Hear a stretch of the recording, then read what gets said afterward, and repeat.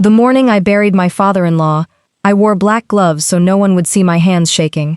I told myself it was grief. I didn't know yet that it was instinct. Some quiet, animal part of me already sensing that the ground beneath my marriage had shifted in the night. I had spent 9 years loving that family, the way you love people you've chosen, not just married into. I organized his medications. I sat with him during chemo, when his own daughter canceled twice. I never once asked for anything back. I didn't think love needed a receipt.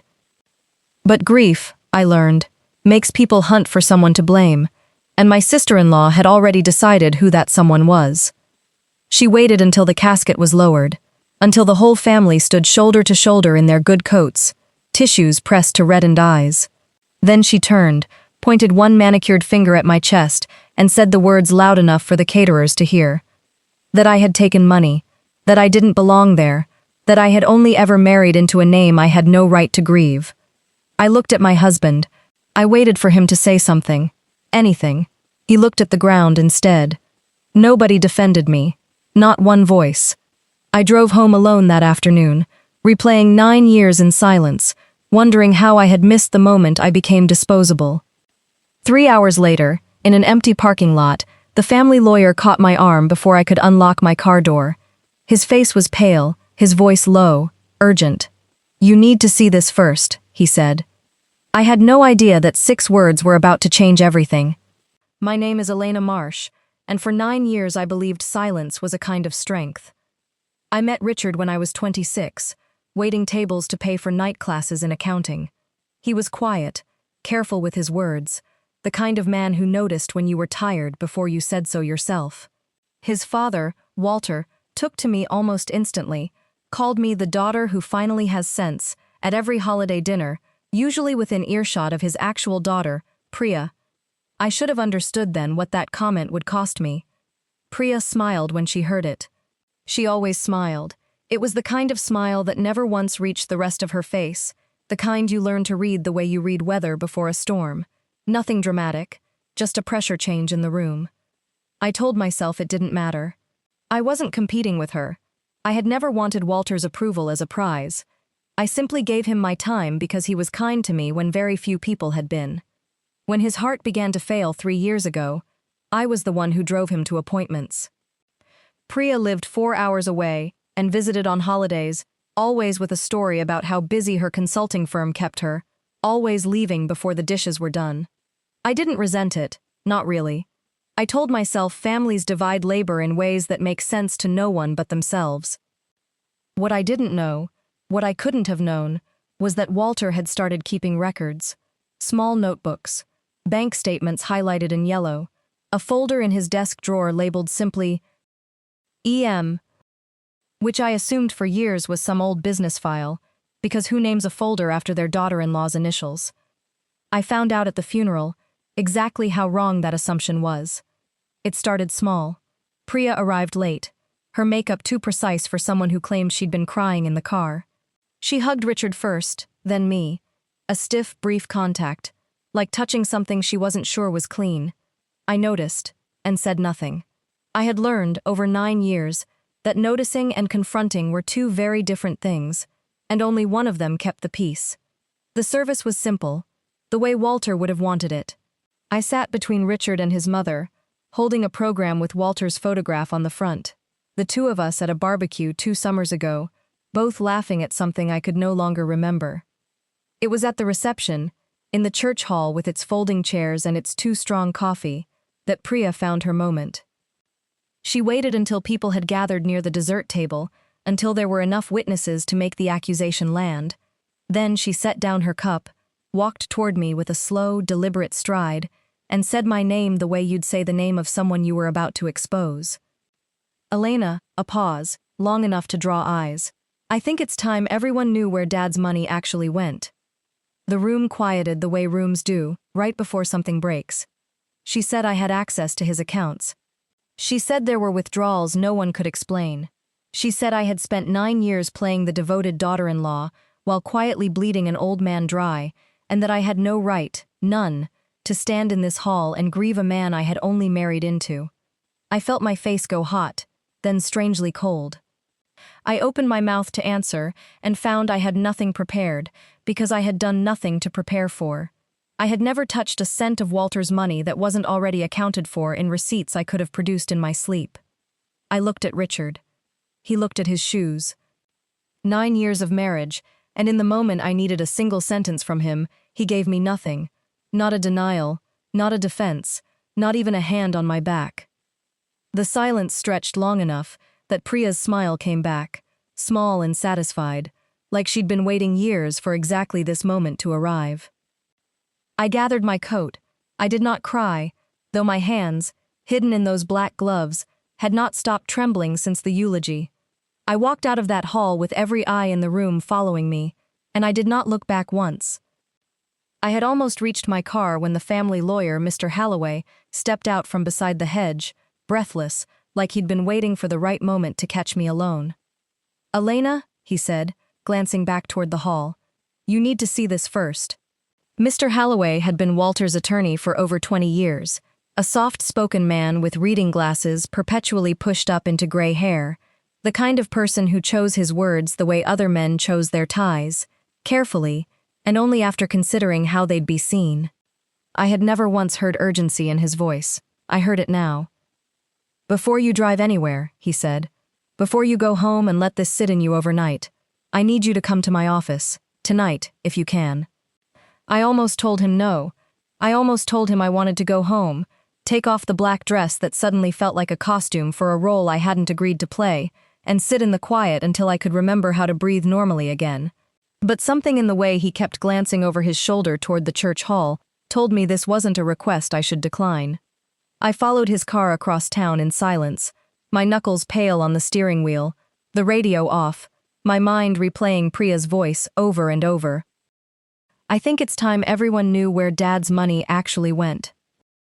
Until the words lost their shape entirely and became just sound, just noise, just the echo of 9 years collapsing into a single humiliating minute. His office was empty when we arrived, the rest of the firm long gone for the evening. He locked the door behind us, which struck me as strange, and then unlocked a drawer in his desk that I got the sense very few people had ever seen opened. He pulled out a thick manila folder, its edges soft with handling. My initials were written on the tab in Walter's careful block lettering. E.M. "Walter came to me 8 months ago," Halloway said, sitting down slowly, as though his own body needed a moment to catch up with what his mouth was about to say.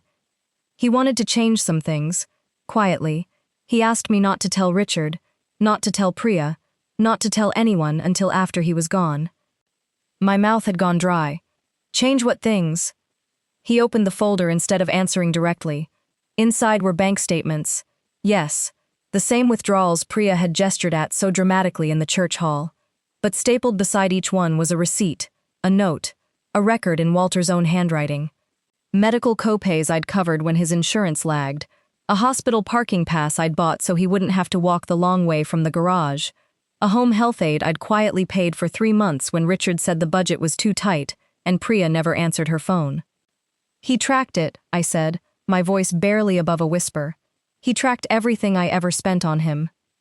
"He tracked everything," Halloway agreed, "because he knew, eventually, someone would try to say the opposite of what actually happened." I sat with that for a long moment, feeling something shift beneath the humiliation. Not relief exactly. Not yet. But the first cold, clear edge of understanding. Walter hadn't just noticed my care. He had documented it, protected it, built a paper trail around it. Like a man laying stones across a river, he knew I'd eventually need to cross. Halloway turned another page, and his expression changed, hesitant now, careful in a different way. "There's something else," he said, "something that has nothing to do with the accusations tonight. Something Walter asked me to give you only after the funeral, and only if I judged the moment was right." He slid a sealed envelope across the desk. My name was written on the front in handwriting I would have recognized anywhere. He also left instructions, Halloway added quietly, about the will.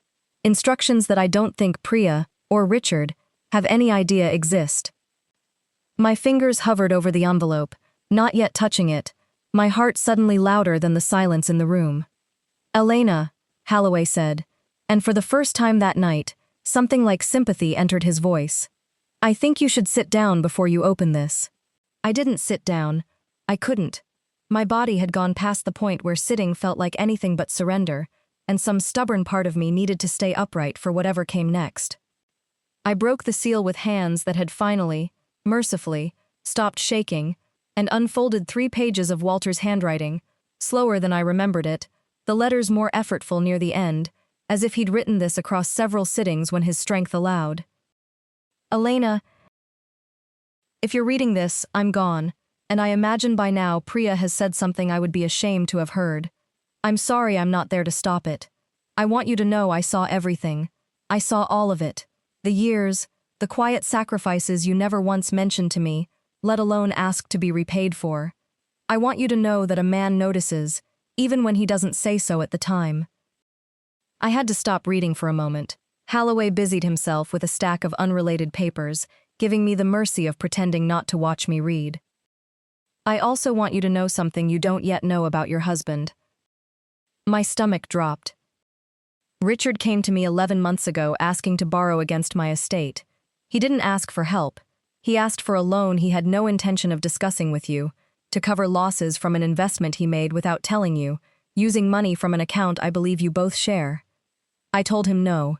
I told him if he couldn't be honest with his wife about money, he had no business asking his father to keep his secret. He didn't take that well. I don't know if he ever told you the truth. I suspect, given tonight, that he has not. I also want you to know that the withdrawals Priya will likely accuse you of, I made those myself, Elena. Quiet transfers to cover the very things you paid for out of your own pocket without ever asking me to reimburse you. I finally started paying you back the only way you'd let me, without telling you. Lastly, and I debated for a long time whether to include this, Priya has known about Richard's debt for months. She has used it. I don't know the full shape of what she's done with that knowledge, only that she came to me twice asking questions about the will that had nothing to do with grief and everything to do with arithmetic. I am leaving instructions with Holloway that I trust you'll understand when the time comes. Whatever happens after I'm gone, I want you to remember this. You were never the outsider in this family. You were the only one who never needed the name to prove you belonged. With more gratitude than I ever said out loud, Walter. I read it twice, then a third time, more slowly, as if slowing down might change what the words said about Richard. He knew, I said finally, looking up at Holloway, about Richard's debt, about Priya knowing. He knew a great deal, Holloway said carefully. More, I think, than either of his children realized. I thought of Richard's silence in the church hall, not shame at his sister's cruelty, I understood now, but something closer to fear. A man watching a fire he'd helped set, hoping it would burn everything except him. You said there were instructions, I said, about the will.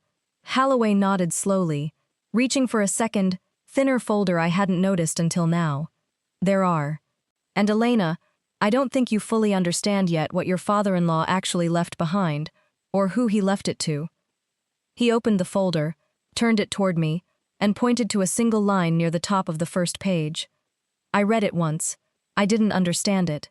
I read it again, and the room seemed to tilt slightly on its axis. That's not possible, I whispered. It's very possible, Holloway said quietly. He restructured everything 4 months ago, and no one in that church hall tonight has any idea.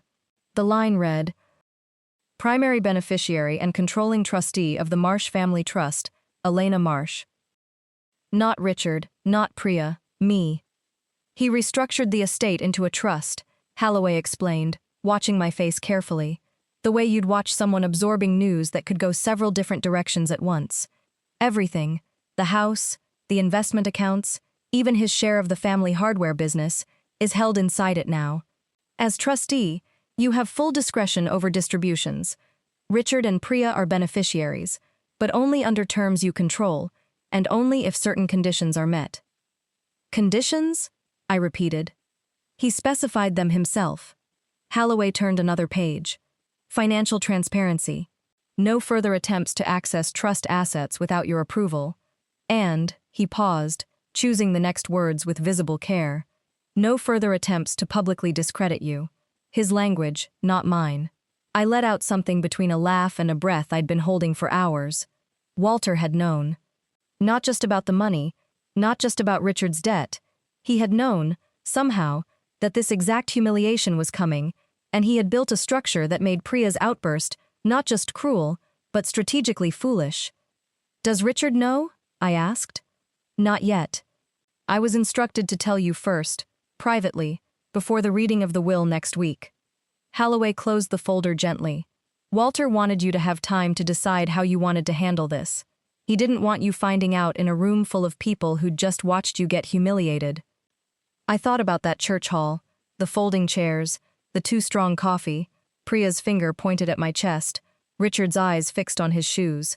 I thought about 9 years of quiet devotion that no one in that family had thought worth defending out loud. And then, unexpectedly, I thought about the drive home I hadn't yet taken, about walking into a house I shared with a man who had let his sister call me a thief in front of his father's casket, and who had known, for 11 months, that I had every reason to distrust him, and said nothing. "I need to ask you something," I said, "and I need you to answer honestly, not carefully." Holloway nodded. "If I wanted to use this, the trust, the conditions, to protect myself, not to punish anyone, just to protect what's mine, legally, is that something I actually have the power to do?" "You have more power in this situation than anyone in that hall tonight understands," Holloway said, "including your husband." I sat with that. Not the anger yet. That would come later, slow and deliberate. The way anger comes to people who have spent years learning to swallow it.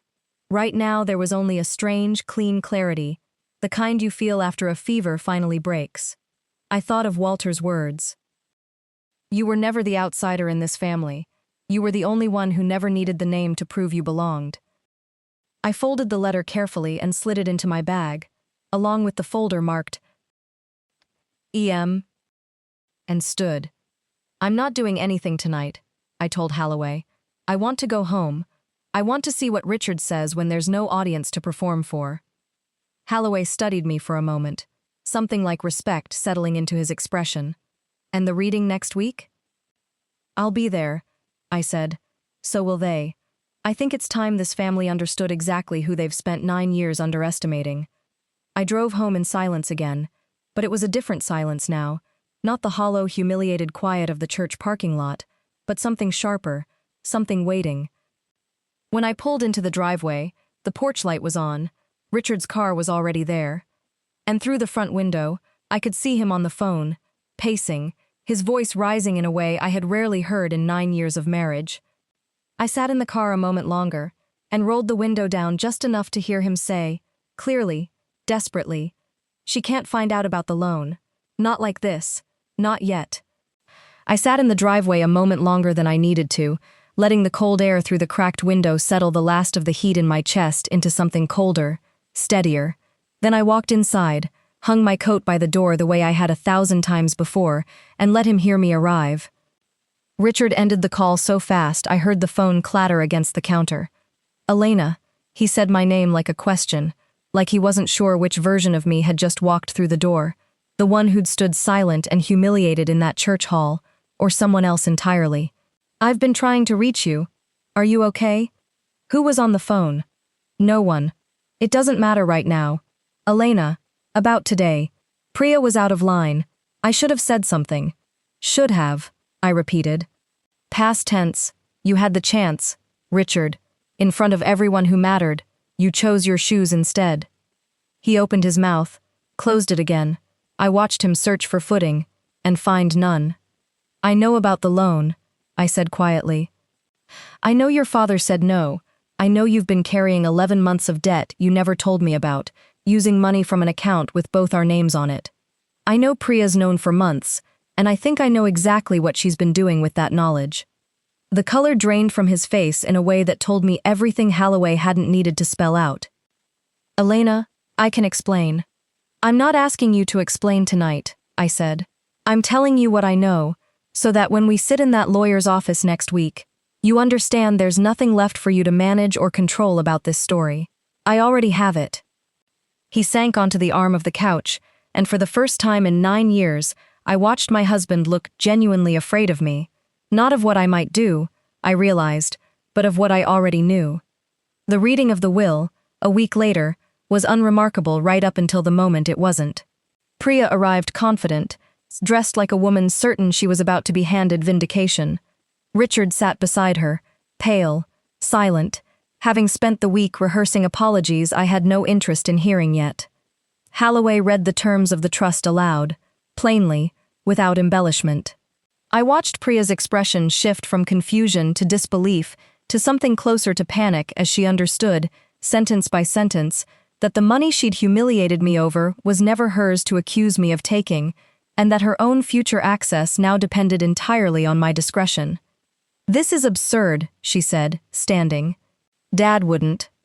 "He did," Holloway said simply, and slid a copy of Walter's letter across the table. I didn't need to watch her read it. I could hear it in the silence that followed, the particular quality of quiet that comes when someone realizes the story they'd been so sure of was never the true one. I didn't gloat. I didn't need to. I had spent 9 years learning that dignity, kept intact, outlasts every accusation thrown at it. I simply folded my hands the way I had in that church hall, and let the silence do what silence had always done best in that family, reveal exactly who someone really was. In the months that followed, I restructured the trust with conditions that protected the business, supported Walter's actual wishes, and left no room for either sibling to rewrite the story again. Richard and I are separated now, quietly, without spectacle. The ending, I've come to understand, that 9 years of quiet strength had been preparing me for all along, whether I recognized it at the time or not. I think about Walter often. About a folder marked with my initials, kept safe by a man who noticed everything and said nothing until it mattered most. I think about the 6 words that changed everything, and how right he turned out to be. I was never the outsider in that family. I was simply the only one who never needed anyone's permission to know exactly who I was. If this story moved you, stay with us, subscribe to the channel, because there are so many more stories like Elena's still waiting to be told.